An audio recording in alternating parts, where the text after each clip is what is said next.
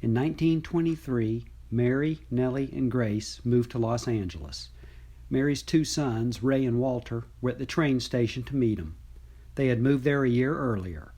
Ray's wife, Mildred, was home with their 4 children. The youngest was an infant. Walter was not married. Ray and Walter were carpenters.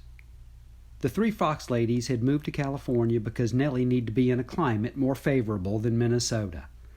They lived at 825 South Normandy Avenue. It was close to downtown. Ray and Mildred lived nearby in Glendale.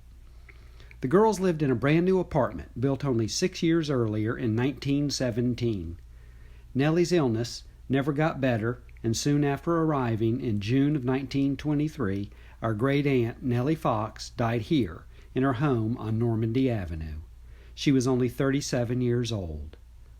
Nellie never married, but had a rewarding life doing what she loved, teaching.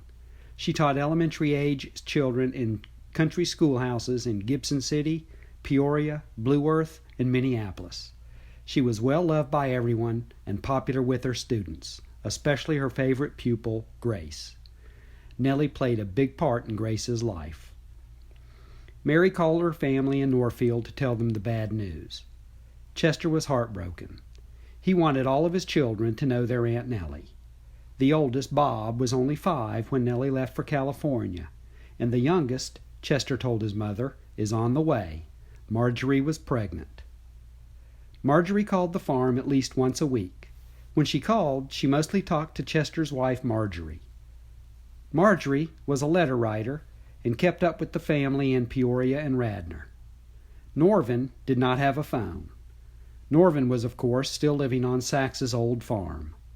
He and his wife, Mamie, had their second child, a son named Wesley.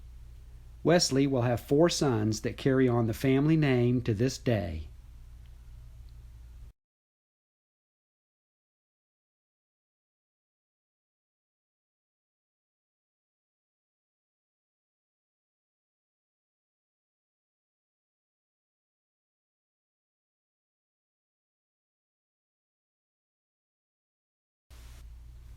Norvin's mother, Nellie, was living in Peoria with her 2 unmarried sons, Thomas, 36, and George, 20. She was only 56 years old, but in poor health. Our great-great-aunt Nellie Fox died in July of 1923.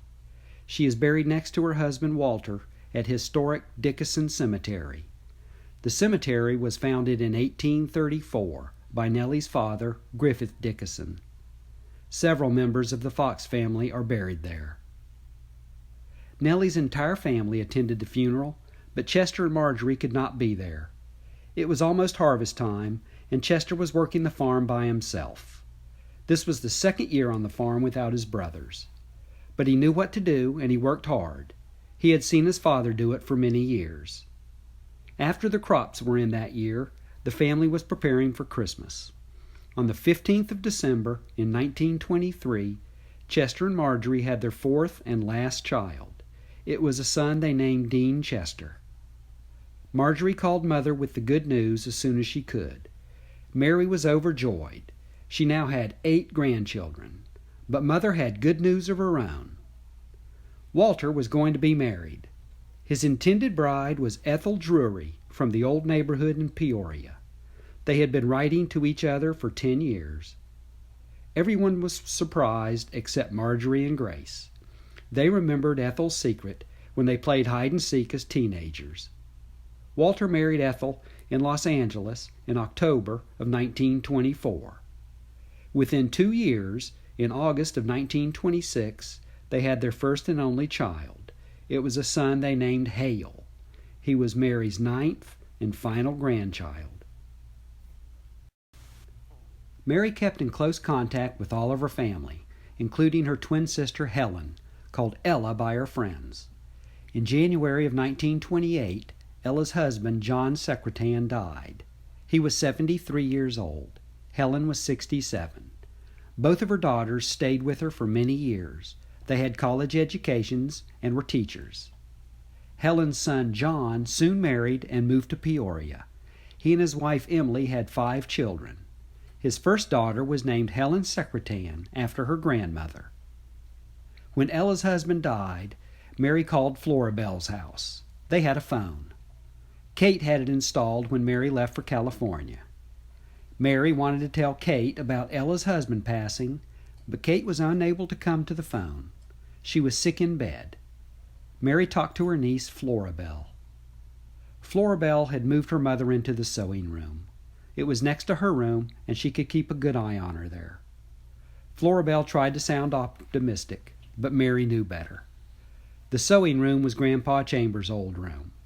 Kate avoided it, and she wouldn't be in there if this wasn't serious. It was serious. Within a few weeks, our great-great-aunt Kate Fox Chambers died at her home in Radnor. She was 67 years old. Mary was deeply saddened with the loss of her lifelong best friend. But her sadness was tempered by the fact that Kate had a wonderful life, and Mary was a big part of it.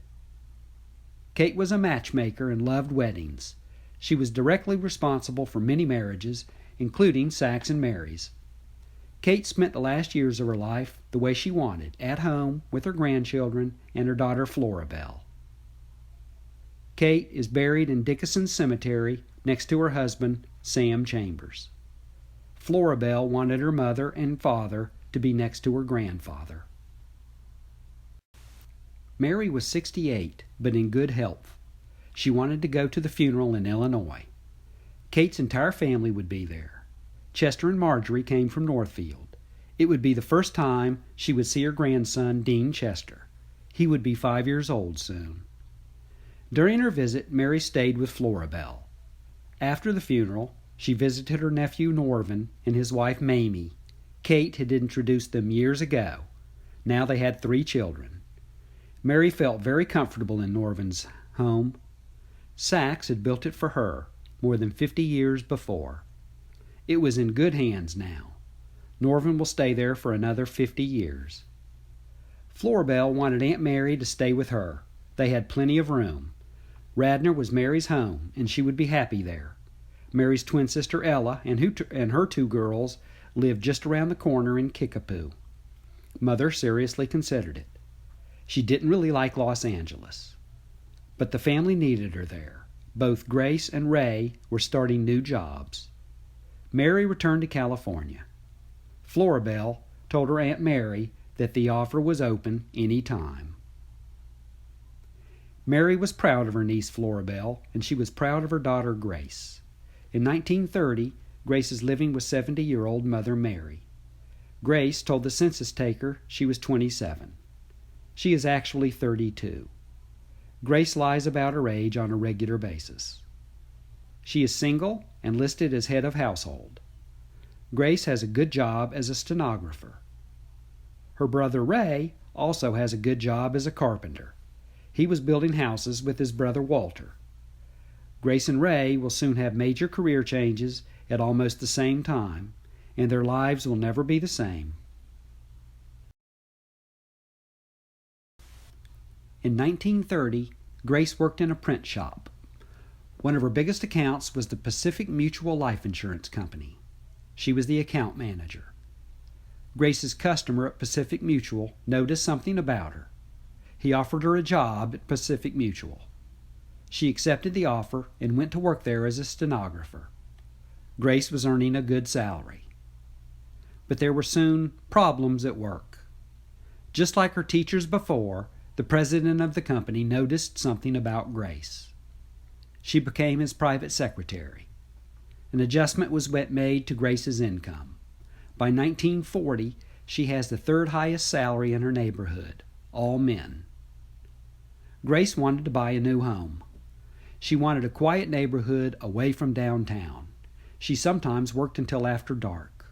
Her mother Mary also had a good income, so the girls could afford to live almost anywhere in town. They selected their new home carefully. Ray had a new job, and Mother wanted to live close to his new workplace. Ray was working as a carpenter at a small independent movie studio called Hyperion Studios. The property was on Hyperion Avenue at the end of Griffith Park Road. Mary and Grace bought their new home just a few blocks away on Maltman Avenue. The Fox ladies lived at 1328 Maltman Avenue. It is a beautiful home in a very upscale neighborhood. Their new home was close enough so Ray could have lunch almost every day with Mother. Mother did not like the local restaurants. Ray often worked long hours, and the girls would take dinner to him at the studio. Her home-cooked meals would soon have a big impact on entertainment history. A year after Ray started his new job, the production company was being sold. Ray soon met the new owner, and they became good friends. They were both Illinois farm boys and had lived only 100 miles apart as children. His name was Walter, like his brother, but his friends called him Walt. His business associates called him Mr. Disney. Walt bought the company in 1926. Hyperion Productions became Walt Disney Studios. Ray was hired as the master carpenter. Ray's first job was to build an apartment for Walt. It was directly above the offices. Mr. Disney would stay there and work late in the evenings. According to one of his biographies, Walt could often be found in the carpenter shop working with Ray.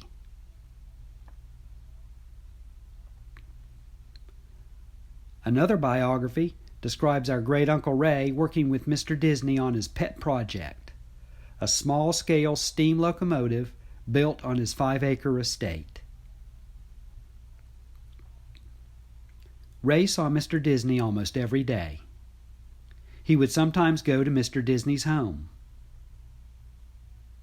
Walt soon met Ray's little sister. Just like her teachers and the president of Pacific Mutual, Walt Disney noticed something about Grace. They became good friends.